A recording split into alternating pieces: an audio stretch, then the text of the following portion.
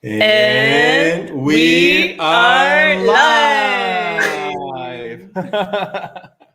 Hey everyone! Hey everyone! Welcome. Boa tarde! Boa tarde! Estamos ao vivo! Oh my gosh! So today we have another special live. So last 2 weeks ago we did like the King's Day. The King's Day live. So King's Day is a Dutch celebration, and we decided to do like a King's Day happy hour. Yeah, and for today we have a different setting. We're gonna be live on LinkedIn and YouTube, but not the Coffee Break YouTube channel, but at my channel. Just to complicate things a little bit for you, just to keep you awake on this afternoon. Yeah. So, but we have two QR codes on the screen. The first one, it is the Instagram from Coffee Break Live, and the bottom one, it is the YouTube Coffee Break Live. So also we're gonna have a special guest today, and also we're gonna share like his links as well. So if you want to follow him, and we are doing the basic test. We're just checking how the things are working, and I think they are good. Yeah. They are indeed. So Rose, yes. Tell me. Yep. Today's topic is e-learning. We've talked about e-learning actually when we were still in Dublin. Yeah. We talked to Artemis at that time from LinkedIn Learning. This time around, we have a different expert today with us, and we will be introducing him a little bit later. But before we do that, I just want to check with you, Philippe, because if we're talking about e-learning, obviously the last year it's become so much more relevant. So, you know, we're following courses from our houses, and basically we were just talking about this. I'm planning to learn Portuguese, and there's no other option than to learn it from my house. So, but what is the craziest course, like the topic that you have been following? I didn't make any craziest course, but like I think at like there's a huge library at LinkedIn Learning, and I think like straight at the beginning of the pandemic, I just did one course for communication with like a remote team that was like totally new for me, and I really liked that. It was like a really different scenario, but now is the normal one. I was hoping that it was just like for a few months, but now it's just like the base that is the remote work that we are doing like for the last year. So it used to be a hot topic, and now it's just everyday life. Now it's like normal life. And what about you? For me, I think it was a course that I actually followed on Udemy from this girl that was talking about digital nomad life. And again, this is one of those topics that you wouldn't really, I don't know that I would have imagined following a course on how to be a digital nomad, but it was good. It was good to learn about, you know, like kind of like do's and don'ts, even though digital nomad life, we're living it right now. It's just kind of like you have to go through it and see, you know, like learn as you go with, you know, with this type of thing. So, yeah. So, but for today, we have like a specialist on that platform. And so it's not on digital nomad life. Though. Not a digital nomad, but in learning, and Udemy as well. He's a bestseller. So, yeah. So just to introduce our guest formally, we have André joining today from Orlando, US. So we'll be inviting him in the call soon. And actually, Philippe just mentioned it already. He has, I think, countless trainings on Udemy. So just a lot happening there. He has a lot of students. So we're going to be asking him about making courses, about how to use e-learning. Yeah. Can I bring our guest? Yes, let's do it. Yeah. Hey, hi, André. Hi, Paige. I actually understood that this is your first English interview. Yes, it will be my first interview in English. Good. We're going international now. So yeah, this is a big put in my resume. Yeah, so for sure. Yeah, if you know, if things go wrong, Philippe can be your translator. He can kind of like bridge Portuguese and English. I will be the bridge today, and also Para quem está assistindo em português, se não sente à vontade em fazer a pergunta em inglês, pode fazer a pergunta em português e a gente vai traduzir aqui também. Isso. Isso. Com certeza. Yes. I'm just going to be using my Portuguese slang. Yeah. Amazing. So, André, like I don't know, I think we know each other, like, it's 2006, 2000, I don't know, Yeah. a long time ago. Yeah. More than 15 years.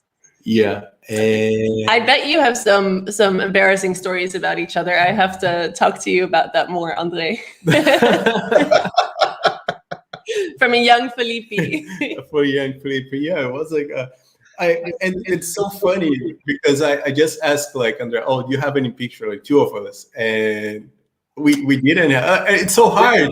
We did it. Maybe we did play soccer. I don't know, but I know we have in working together or in the same classroom. Yeah, but I think we know we have, but we don't know what is it. You're just afraid to show them to me. I think that's it. Yeah. And but we have. Yeah, I was looking. I have one with Neto Leal at like the media at the school. I had loads of on his seminar as well, because also like Andrea, it's like have like that school for a long time in Recife, like for more than 20 years. And basically he's responsible to form the whole front-end developers for Recife. And also he was responsible to organize like a conference in Recife that was like the main conference for web, and like loads it was a huge conference.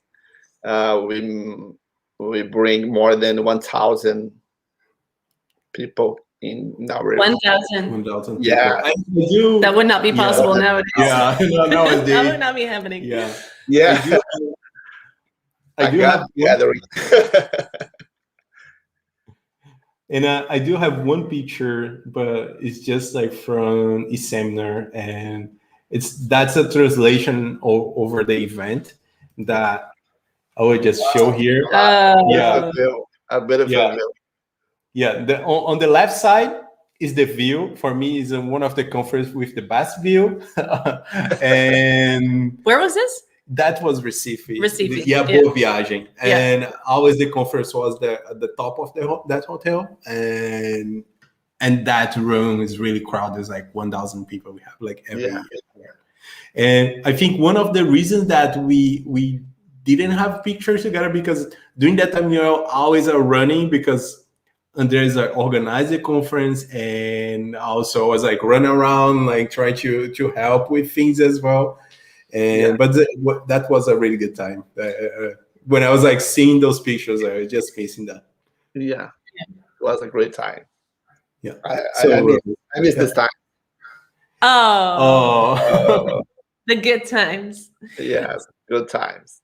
So I'm actually curious to see on the comments, who do we have joining? Where are you joining us from? Just to get an idea. I think that we have a few people from Brazil joining us on YouTube. So we have André Ponce. André Ponce, it's a really good friend. André is a legend. Those are good words. That's a legend. Yeah. And we also have René saying that Maceió is way beautiful. There's a competition. I feel like always when there's something that we're talking about, in Brazil, there's always a competition about who has the best carnival, who has the best beaches or the best views. There's always something to fight over. Yeah, no, for sure. Sorry, René, but I think it's like Recife was the winner. So if you have any questions, please leave at the comments or LinkedIn or YouTube. So we'd love to answer today. So, and as we mentioned, our subject will be e-learning. So Rose. Yeah. So because I'm really interested in this personally, because I'm actually building my own training on Udemy now. So I'm just going to be, learning out in the open, basically. But André, the first thing that I'm curious about is that you started out actually teaching classes or conferences in just like a classroom setting in an actual building, and people would go to the class just like we used to do. And then you decided to switch everything already in 2005, I think, when people were doing that. Yeah. So tell me why, or tell us actually, why did you decide to do that, and how did you have to adapt in that time? So moving from face-to-face to online class was step by step. For years, I kept both until my earnings reached a plateau reliable that I could release on-site class and could keep my focus exclusively in development of the online classes. So this was step by step. I don't stop to one day and start to the next day. Was step by step. But was it like, why did you start moving some of the courses or a part of the courses to online? Did you see that there was a need for that, or was it easier for yourself maybe? Yes, I think it was easy for me moving gradually from offline to online. I think I bring more reliable for me to learning day by day. How can I make a better course to do this? Right. Yeah. And I do remember at that time, because I was a student, and I remember when you launched that content was also a type of like support for the physical class as well, and kind of like, oh, that was like just like extend the inside class, but now it's just the main content. And yeah, and at that time, like, and also you build by yourself. You didn't like, because when we talk about like 2005, we have a few servers that were available. I think but we didn't have a marketplace as Udemy now. So you build by yourself your system. Then how was that process then? In the beginning? Yeah, at the beginning, yeah. You have the system, like we bought some solution, or you just like build by yourself then? Yeah, no, I have to create everything. Yeah. In the beginning, in 2000, I just have a online a website just for static website. And when I decide to create my online class, I have to do everything. A learning space in my learning. Learning, how can I say, learning space to my the whole infrastructure access, and I have to create my e-commerce. I have to create everything. It was harder for me because there's nothing there. Just a static website, and I have to create everything. And this is I spend a lot of time to do this, more than 1 year, because I have to build my online course and build a new website. Yeah, because now everything is like just ready. You just like publish the video and now it's too easy. You have a lot. I still don't think it's easy now, but okay. Now it's easy because in the past it's hard to sell with credit card. In the beginning, we have to sell using a method we have in Brazil called boleto bancário. It's a special in Brazil. There's no boleto bancário around the world. But sounds like a fish. At the beginning, we just sell. We charge in boleto bancário. After we start in credit card, using some like PagSeguro, after PayPal, after directly with credit card solution. Yeah, because the whole infrastructure was like so early stage, and and also we're talking because we think is is a little time ago, but it's so far ago. In 2005 was the YouTube born. YouTube born in 2005. Yeah. And LinkedIn was only getting started that year as well. So it really was a different situation. But what I'm wondering mostly is how were people responding to learning, from their own screen at that time? Because I remember even, I think 2 years ago, people were still kind of like, I don't think that, you're going to stay at home and have the discipline to learn. Like, I want to sit in a classroom. How was it at that time? For me or for my students? For your students, were they open to learn from home? Like, were they kind of like excited about that? Or was that something they were like, what are we doing? Why? For me, I realized that the difference between the students use it to learn at home was more than 10 years ago, not for 2 years ago, because I started a long time ago in 2005. Between 2007, I began online course. So I noticed that my students start to, I don't know if I told before, but I record my online class not for sell, but just for improve my support to my on-site students. I give a city one for them, and I said, learn using my video class. I think you will learn better than you see the books, or I don't know, produce apostila, but some material. I think city one is better. You can see them the class, hear my voice. I think it will be better for your I do remember that, because also we are talking about limitations about internet as well. 2005, like, it's not you're gonna just download a video and you watch that, and especially as you remember, Rose, you remember the lynda.com. Lynda.com in the past sell your courses in City One after they built a whole platform online. And the lynda.com was an inspiration for me.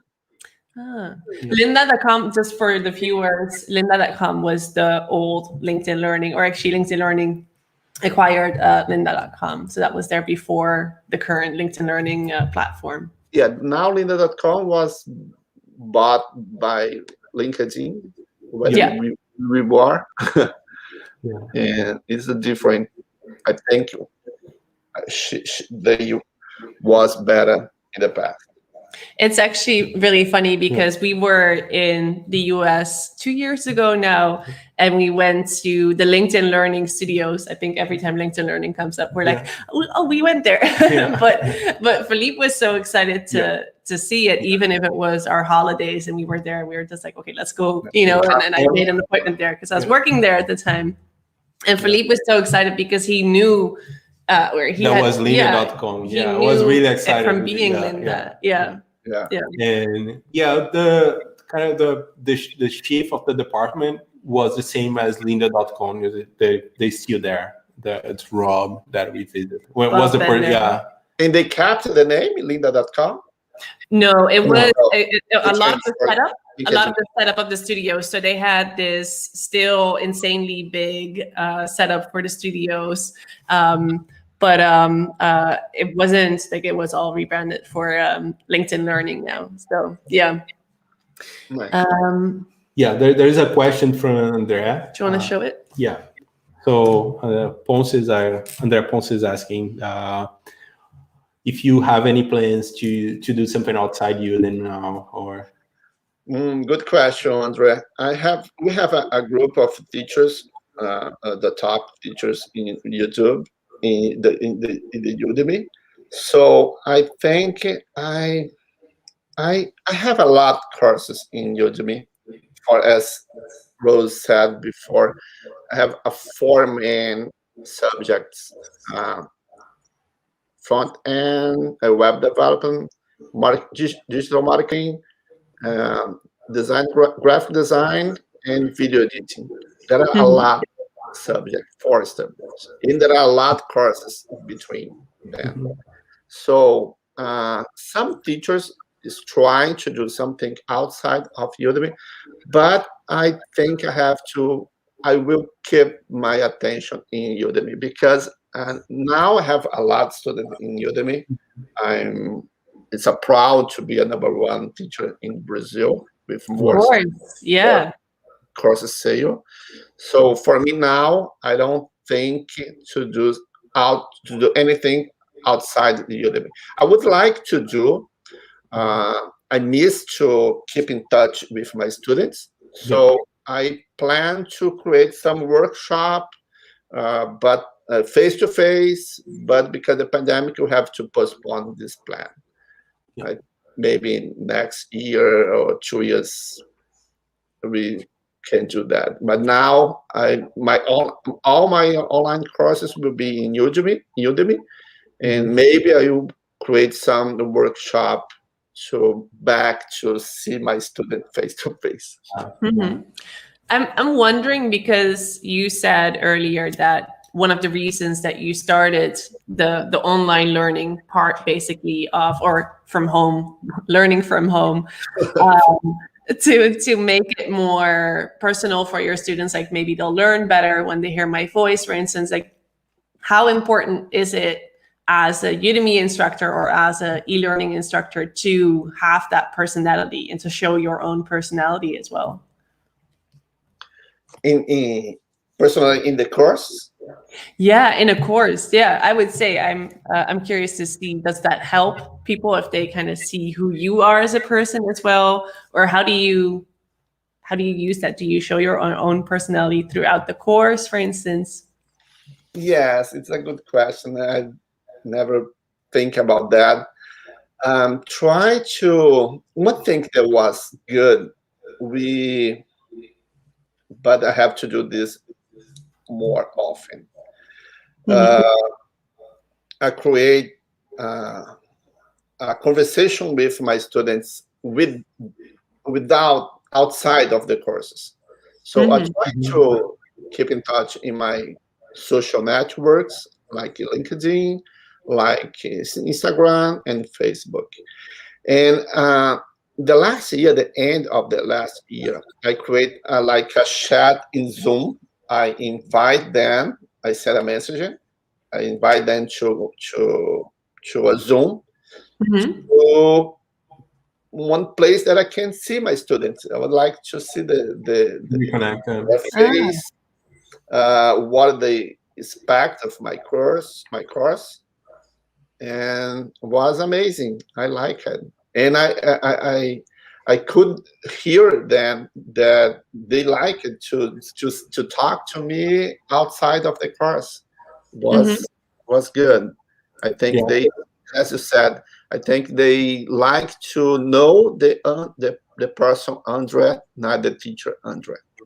Yeah, I think Yeah, so too. I think talk about personality because I knew you before, and I watch your like class, and I say, oh, that's Andrea. Like the personality is there. Like it's a really good teacher, and the whole comments, the whole feedbacks are like, oh, it's a like some people are like, oh, it's the best teacher, and the people just love. But because I think you have a really specific, like easy way to explain things because probably it's the experience and it's really easy to listen. And I think for me was the challenge that I was like at the beginning, like when I was like doing like my video class, I was like, how can I translate my personality in those videos? Like how can I be Philippe there, like in that Mhm. content?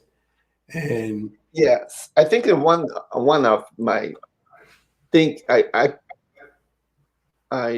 realized to do in my class is smile. Always begin the class smiling. I think it's Right. very important.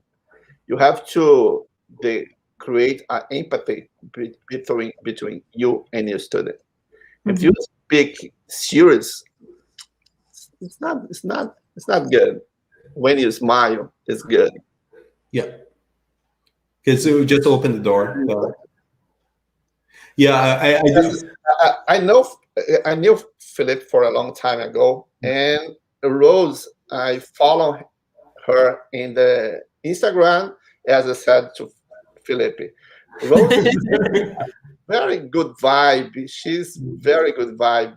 She's funny. She's good for a teacher. Yes, Yeah, she is.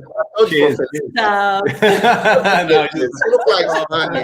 This is very, very important. Yeah. So I do have a comment here from Everton. Everton say, my mom, Valneide, it's saying a big hug to you, André.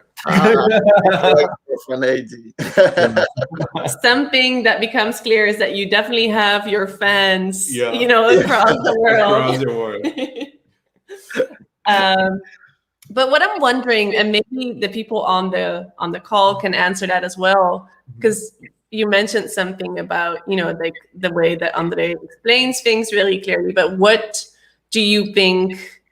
What do you, Philippe and André, what do you think makes a good Udemy teacher, online teacher? What kind of is that?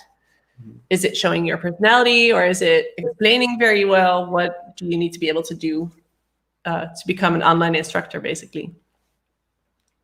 Yeah, Andrea, do you wanna start? Could you repeat, please? Sorry.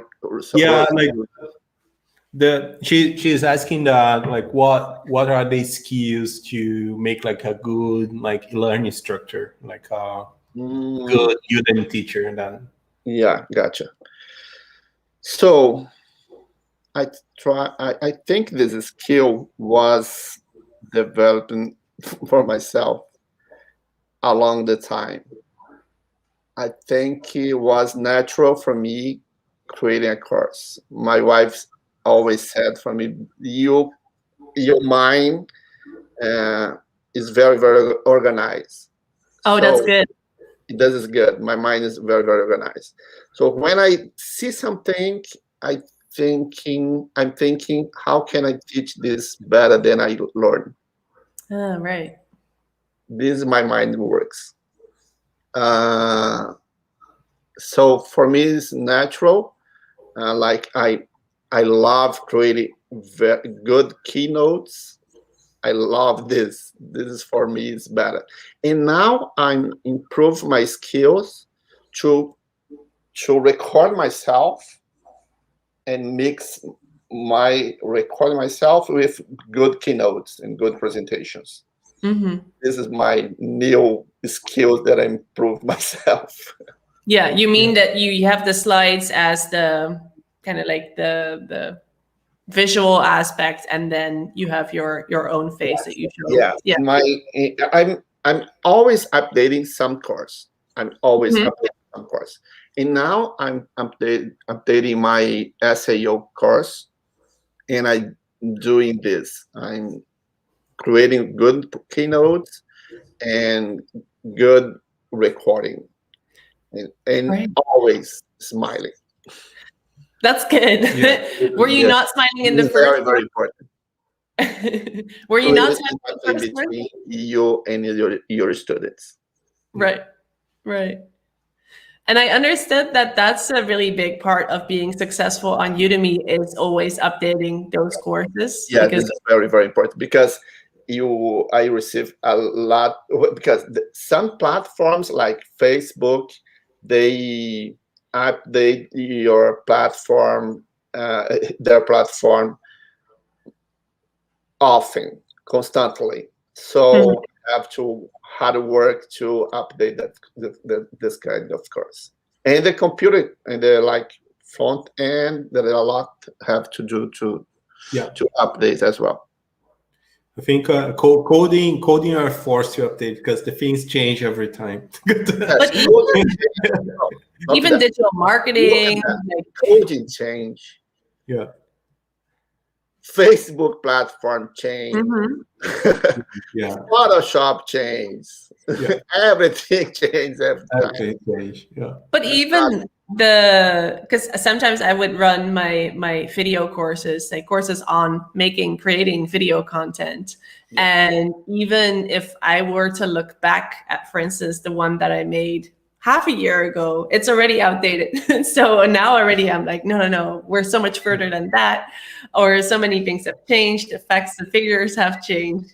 So I could totally see how you can always just continue updating everything, basically, because everything just moves so fast. Yeah. And for the people is planning to create your first course like yours, my suggestion is you will.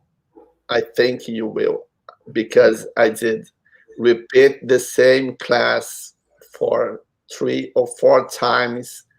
So far, I noted that this class is okay. I can upload right now. Until there, I try to record the same class for a long time, like 1, 2, 3 times. Yeah, I think it's natural. It's natural to charge this for yourself. Right. So you mean that in the beginning you need a bit more practice, maybe, to get into it. And then now, do you just record it all in one go, or how do you do now? Now, I still record it more than one time when I like my class. When I don't like my class, I repeat. I have to. I see my class. And, no, it's not good. And one thing that I like to do is record my class and publish it on YouTube to see my TV, because I think in TV is huge. Is better than I can see me if it's good or not. Okay, it's good. I put it in private link, and I see my TV. And so, are you a perfectionist then? Yeah, sometimes. I'm happy to hear, because I'm a perfectionist as well. But I think in recording courses, that could be something that can hold you back as well, because sometimes I'm trying to get things really right, and Philippe's just like, make the first course, like just get something out there. On Udemy, you have the video to show the first video in the launch page. You have the like a launch video. So this video I repeat a lot until I see that's okay. And that video I put in on YouTube to see in my TV. And when I think is okay, I sent for some friends, for Marcela works with me, and I said, Marcela, it's okay, the video you like? I show the video for my family, my wife. My wife said, I know, again, no. That's an intense process. How do you deal with like feedback if they say like, no, I don't like it? Like, is that hard for you to hear? Or are you like, maybe I record again. Maybe I said, no, that's okay. I'm in charge. I think Rose sometimes like she came to me and asked something, but she's thinking good. She was like, okay, no, I think that's good. I will take that. But yeah, so for you, it's a huge process. Sometimes like Rose is like recording and she's just like repeating. And I try to be we are like, now we are kind of have some similar, but we still have like that difference. I'm really practical. I just like, I don't know, on my YouTube channel, I would just record that week, and I would just have loads of videos, and during the week I would just like post and make the easiest way to publish that, because like the YouTube is just like a side project. It's not the main project.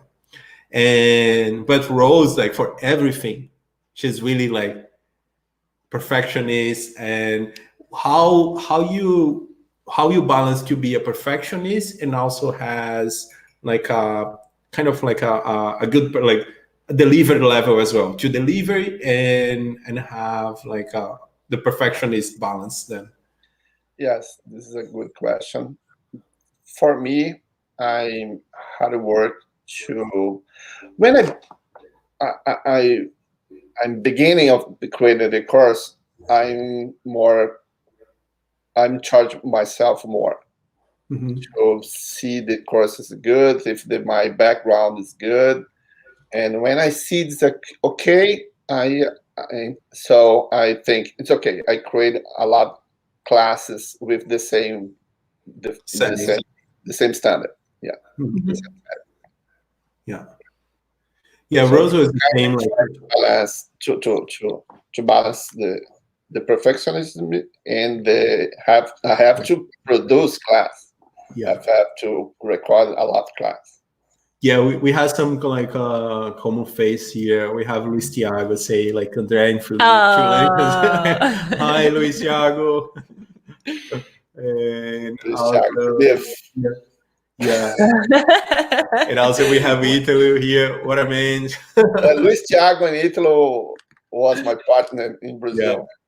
yeah. We worked together in the same office. The same house, yeah. They're really nice guys, yeah. So hi, and also you mentioned Marcela, so hi Marcela as well. I know Marcela is like watching that.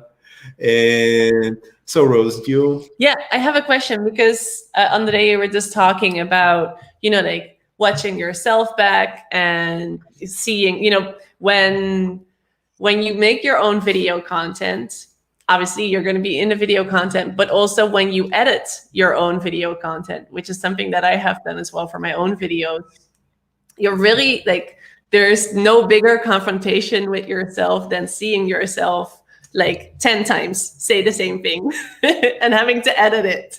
So was it hard at first for you to see yourself and to have to edit your own text, or did you learn from that, for instance? Yes, this has happened very often, but now it's often that as I said, I put my video in YouTube, in watching my TV because it's hard everything. So for me, it's happened in the past. Now I'm accustomed to see me in.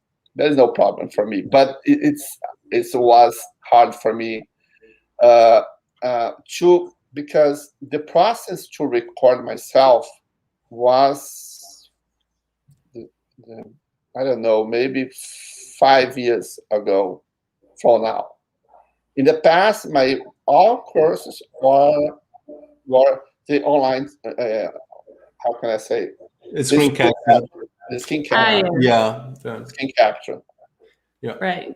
I never show me in my courses. Just Mhm. the screen. In 5 years from now, 6 years from now, I record myself. Right. Was a change. Because I don't know if you remember, but in lynda.com, always is the same. Just the screen capture. It's not that the teachers show up. And Yeah. now the teacher I think it's better. I can see I think the student would like to watch the student, the teacher. Yeah. Yeah, I really like it Yeah. because I Yeah, think the main strength of platforms like these is, like we were talking about this, there's maybe 10 of the same courses, but everyone kind of gives their own style to it and they have their yeah, own knowledge that they bring. So I do want to see who is teaching this course and what they are like as a person as well. yeah. And it's funny what you say, because I did when I was editing my own videos, because I had my own YouTube channel back in the day, and well, I still have it. And basically, I was editing so much of my own content, and actually, it taught me a lot. Like, it gave me a lot of feedback of, like, when I'm talking to people, oh, I don't want to sit, like kind of like move forward so much anymore, because you see that on video. So did you learn anything from seeing yourself as well, that you were like, oh, I'm not going to do that anymore, or that kind of like helped you move forward? And one good tip that I did to improve my class to record myself was I contract a media training company this was very, very important. They teach me how can I speak looking for a camera. Right. Was very, very important for me. It's not easy. And furthermore, I saw a lot classes in YouTube. They teaching how can I speak, looking for a camera. I think it's important that you buy, how can I say, Felipe, like teleprompter. Teleprompter. Right. Yeah. I think it's important because sometimes the text is huge, and sometimes you can memorize everything. Exactly. So the teleprompter is good for like make a path you have to speak. Not you have to read everything, but a path you have to speak. Yeah. The teleprompter is very, very important. So you have a teleprompter, or did you? Because I know that there's different ways of like building your own teleprompter. I have one. Yeah. I definitely agree. The teleprompter is an important one because it's really hard to memorize all of that text. Yeah, so because if you don't have a teleprompter, you will repeat the same class for more than 5 times. Yeah, or you have to improvise, which is, kind of like I have my talking points, and then I kind of have to improvise around that, or kind of like speak from what I know. But teleprompter would be really good. Teleprompter is very, very important. Yeah, for me, when I prepare some class, I just put the key points and just go for the key points. But Rose has the whole script. Like one day, thought it was very Dutch. Yeah. I write my script, all my script, and after I publish it to app in iPad, and put my iPad in teleprompter, and I'll have to try very, that. very important too. Yeah. Very important. But it's very, very, very important you buy a teleprompter and good spot, illumination spot. I think it's very, very important. I'm gonna write it down now. Yeah. But you have a good illumination in your room. We do. I have a few lights because the mic was a tip for André told me to buy that mic, and was the best acquisition that you had this microphone. Yeah, the Yet one. It's very good. Yeah, I have one. It's very, very good. Yeah. We had more lights at home, but then when we moved, we couldn't bring all of the lights. Yeah. So we have a small one here. Yeah, I do have some lights in Dublin. Still in Dublin. Still, I wasn't able to come back to get them. We have a question. Yeah, we have a question. René, like saying that you put all the words to follow your script, or you won't have the main idea? Good question, René. Sometimes I put all my script there, and sometimes just the guide. Yeah. Sometimes we have to be natural. We have to speak your voice of your mind. Sometimes you have to read because the text is long. Yeah. I find that usually when I write it out, then I can kind of find my own way. I can, do it, improvise without reading, really. But I usually need to think about a way to say it before I'm actually going to say it. And you have a different approach. But I like looking for that. Like for me, it works that I usually write a blog post on my blog, and that blog post is the content for the video. Like the blog post. Some techniques to read a teleprompter is you have to keep 8 feet. I'm sorry because I'm the measuring here in the United States always in feet. You have to keep 8 feet far away from the teleprompter, like 2 meters, because when they are far away, the camera doesn't take your eyes reading. When you are when you are close of the camera, your eyes fixed. You can see it. Yeah, Very natural. Is natural. Right. Yeah. Okay. So my next step will be to get a teleprompter. That will be the next investment. Yeah. Yeah. We have another question. Another question for René. Is it normal to have new ideas while? Oh my gosh, that's a really good question. Yeah, when you are following the script during the course. Yes, but when I'm reading a full text, I try to follow the text, because when I try to speak something different, I make a mistake always. Yeah. But when they speak just the guides, of course, I just follow the guides and speak what come with my mind. Mm-hmm. Yeah. So sometimes I when I do have idea, I make a note for, like, I don't know, okay, that's an extra class. Or just put an extra class.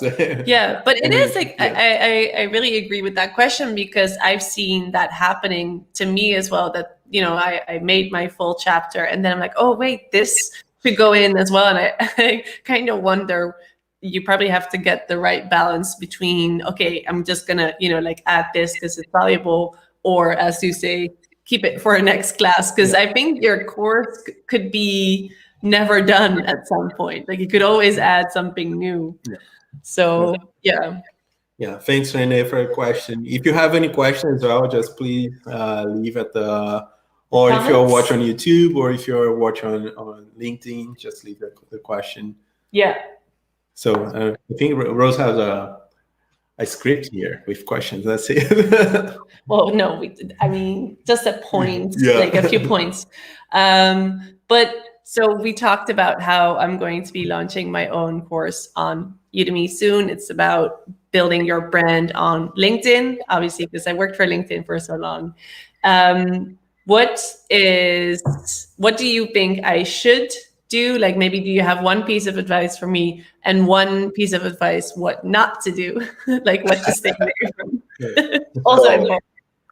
You have to keep in your mind that platform has a lot of courses now. Mm-hmm. When I began in 2017, it's not like today. So you will face a hard competition. So I suggest you use your social network, your social media to publicize your course. Mm-hmm. Send a coupon for your friends, create a lot coupon, and create as a good strategy is creating videos on YouTube constantly. Right. It's very, very good to send the student to Udemy. Put a coupon in the link, send some good tips, make a good tips on YouTube, and put the coupon from then follow you in Udemy to buy your course. This is very, very important. Is what I have you should to do. So what you don't do, I don't know. It's very important. Response to your students. They send a lot of messages and support. You have support. So I'm sorry. This is optional. You could give a support or not. You put in Udemy. So all my courses, I had support to my students. But because all you have support, because and it is a good way to get the feedback as well. If you put it's a very good. And sometimes, one good tip. In first class, you can keep some class open for students before they bought your course. You buy your course, but I think it's a good idea show them how can access your course how can they, because you will face a lot student that, but your first course in Udemy was your course. So you have to teach them, how can I access the Udemy? How can I find your courses in Udemy? That's Right. like thing. Your course will be sold just for the America, and it's not in Brazil because it will be in English. I know. So in Brazil, we have to explain for our students that a boleto bancário will not, the course will not be ready after they pay the boleto bancário, because Right. boleto bancário has to wait for 7 days to release the access of the course. So I have to explain this, because some students think that after they pay the boleto, the course will be available. It's not works like that. I have to explain some basic things. Yeah, right. Yeah. So about the platform. Yeah. Platform. And another thing that I'm wondering is, because a big part of these type of platforms is that, viewers or students, they can rate you, or they can rate the course and say if they liked it, yes or no. Did you ever get like a negative feedback, and how do you deal with that? This is happening. Yeah, you have to understand what the student expect about your course. Sometimes I have a curious histories. I have one student, a lady student, a woman student. She in the forum of my course, she was a very, very critical about my course. Often she put something, not hate but critical. And when she finished the course, she was very, very kind. She put, the teacher was amazing. He was patient with me. When I read, what? It's the same. The same student. She was so critical of my course, and in the finish, she was very, very kind. So you won her over. Yeah. It's important you see the messages, the critical message, and try to understand what you can do for help them. Yeah. It's very, very important too. Yeah. Good tip. How can you handle with haters? But I think in the Udemy platform, I never seen haters. For me, I never seen haters. But that's one of the students, they were more critical than on others. Yeah, because that thing also for feedback, what I'm seeing sometimes the student have like different expectation over that subject, or so, and have the different view, or just like a misunderstanding that thing will solve his problem, but it's not like A technology, it's like B technology. And I think it's really important as well when, I don't know, when you, at the beginning of the course, you try to make clear, this course is about this. Like if you are looking for something else, it just like, don't. I don't know if you noticed that there are a lot of social networks, and I think it's in my mind. In Facebook, there are more haters. I think in all social networks, but in LinkedIn, the people not haters, because as a professional social network, it's not good to be hater in LinkedIn in the professional space. So I think it's a good idea use more LinkedIn than Facebook. Yeah, I would say so. So try to be more polite. And it fits also with, this is, your profession and this is your expertise. So it would be something that you want to share on LinkedIn as well. Yeah. Yeah, sometimes there are some misunderstanding, but it's very rare, like on LinkedIn. I think the people are more aware like how they look, and when the other platforms they're like, oh no, I just want to spell my my opinion about something. Yeah. Yeah. So, Philippe, you had a question about the lack of feedback that you get. So and talk about that part of feedback. So when like one thing I love also like doing workshops, like being present and then talk with people. And sometimes like when I'm doing a class, when I look at like someone else's eyes that like the person is not understanding, I'll say, okay, I just make Yeah.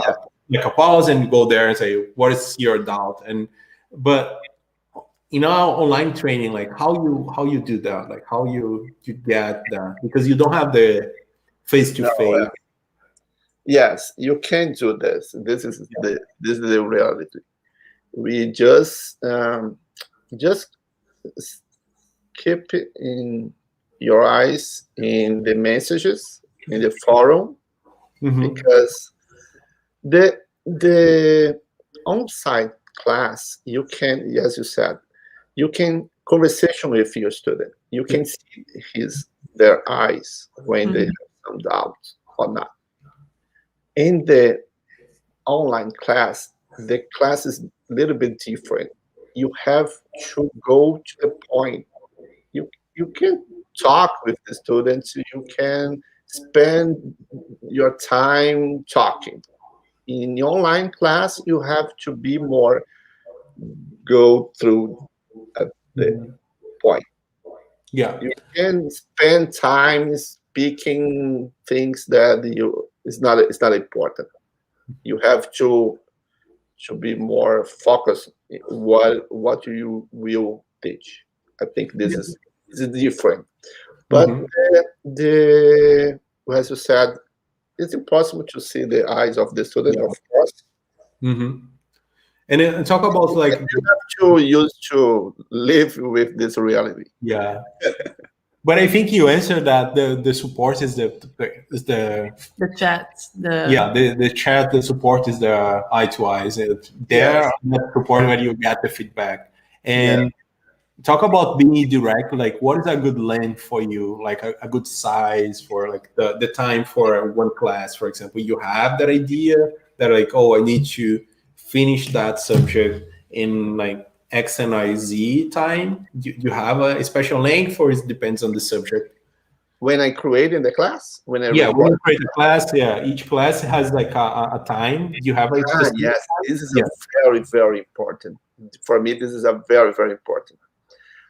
My class, I try to record uh, up to 5 minutes, hmm up to 5 minutes, because I think when you pass 5 minutes, the students get in the distraction zone. hmm Take the phone, they see your social network. Mhm. If you record your class up to 5 minutes, you keep the attention of the students. If you have, of course, if your class has more than 30 minutes, you split the class in 6 classes and share this information between more than one class. This is very, very important. And then my last courses, I try to guide the students to keep their focus. I try to do this in the class, in the video. I say that I say, well, look, this unit, this chapter has 25 minutes, 5 hours. Oh, example, I say hmm try to keep your attention in this next 25 minutes. And hmm you relax for 5 minutes after. Yeah, you can get out, take a mug of coffee or a glass of water, relax for 5 minutes, and come back for more 25 minutes. I try to guide my students to do this. Right. Try to, because I know it's hard for them to keep their attention. So I try to help them to do this.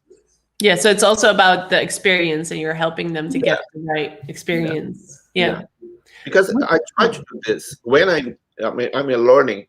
I'm trying to do this. I'm trying to focus my attention in 25 minutes without cell phone, without nothing, just the class and take notes, everything. And for 5 minutes, I get up and try to do something, stretching, and after I go back. Right. Do we have some more coming in? Yeah. So there is a question about speed from Rene. When you are recording a class, you think about the speed that you're talking and the order to make sure your student can understand clearly. Yes, I try to do this. I try to sometimes I speak faster than I would like to do, but I try to, how can I say, to look at me, and if I try to speak clearly, and if I sometimes I record a class, see my class, and as I said before, I have to record again because some word I didn't like. It's happening. It's a very good question. And would you, now being so accustomed to running the courses online, would you want to go back to classroom teaching again, or are you I now? think there's nothing happen again. Outside class, I think it will not happen again, unfortunately. So Because I like teaching online class. I really like because as I said before, I like to plan my course. I like to put my outlines. I like to make a research. I like to organize the course. I like, after my all outlines is ready, I go to the content. I go to text, my script. After that, I go to my keynotes, I go to my presentation, and now I try to I try to do something different. I put my own script in the paper, put in the teleprompter, and I record myself reading everything. And after that, I put my keynote above of the video. Oh, see, that's what I wanted to try this time as Yes, well. something different. Because before I try to mix what I speak with using my microphone with my computer, and I mix what I speak using my microphone of my camera. Now I try to record my all classes in the camera, see my camera, reading, and put the keynotes in my presentation above of the video. Yeah. A little bit different. And I'm not liking this kind of my new classes. Yeah, because I think you can be more efficient with making the actual keynotes. You can know which ones you're going to focus on and which ones you're going to use a cover image, for instance. Yeah. Yes. I have two good microphones, one a Yet and another one from the camera. They are different. And sometimes they are a little bit different about the sounds, the volume, the characters is different. So using the same microphone for everything, this I think was good. What's the part that you like most about recording an online training, and which part is your least favorite? Like, is it the process to record? The process, yeah. Like process? just the whole process of making the course. So it could be recording, could be writing the outline. Yeah, I think when I'm producing my video, when I mix the video with the presentation. I think now this is for me is the best part of the process. You see the whole thing. Yes, when I see it. Yeah. Yeah. Yeah. Yeah. And the least one. And the least part, right? When you don't like, do you have something that you don't like? Not as much. Not as much. No, I like everything. I like All what the I do. process. I like what I do. I do with my heart. Good. Yeah. I like it. I think we should end on that, a positive note. So I think did we cover all of the comments here? we cover all the comments. Yeah, There is good. just one. Sorry, it was one from Renee that I missed here. Once I had paid the course because I saw almost all of the content through YouTube. I think it is so important to share your part of your content for free. Yeah. Yes, I So agree with again, you. referring to It's that very important promotion on to share YouTube. the content for free. I think it's very important. Yeah. So I think that's all questions. Just thank you, like everyone that was watching us. Yes. And thank you for André, like, especially like to come and like, do our first like interview in English. Yeah. Yes, I think I reached it. Done. Done. Done. So the next one we'll do in Portuguese. Yeah, the next one, Rose will do in Portuguese. Yeah. Thank you, Rose. Thank you, Felipe. Thank you. Have a good day. And to the rest of you, thank you for watching. Just the last thing, the last word. So if like someone want to find you, like Udemy, André Fontinelli, Professor André Fontinelli. Yes, but André Fontinelli in Udemy, you can find me. Yeah, and also LinkedIn and YouTube as well. We have your channel. Yes, LinkedIn is the same name, André Fontinelli in LinkedIn and YouTube. And I have in Instagram, but Instagram, my profile is Prof. André Fontinelli. Prof. André Fontinelli. Yeah. We just yeah, gonna put that in the chat. Just put a comment here. Prof. André. Instagram. I just type here Fontinelli. The user for people seeing it. Yeah. Good. All right, everyone, have an amazing day, afternoon, evening here. Yeah. And see you in our next coffee break. Follow our Instagram account, which you see on the QR code at the top, or our joint YouTube account that we just launched together at the bottom as well. So you can find those there. And our next coffee break will be in 2 weeks' time. 2 weeks. We're going to take a break next week because we have some friend of ours coming here, so we'll have to show Portugal, and that's it for now. So thank you for joining us today. Have a great day, and see you next time on our coffee break. Bye.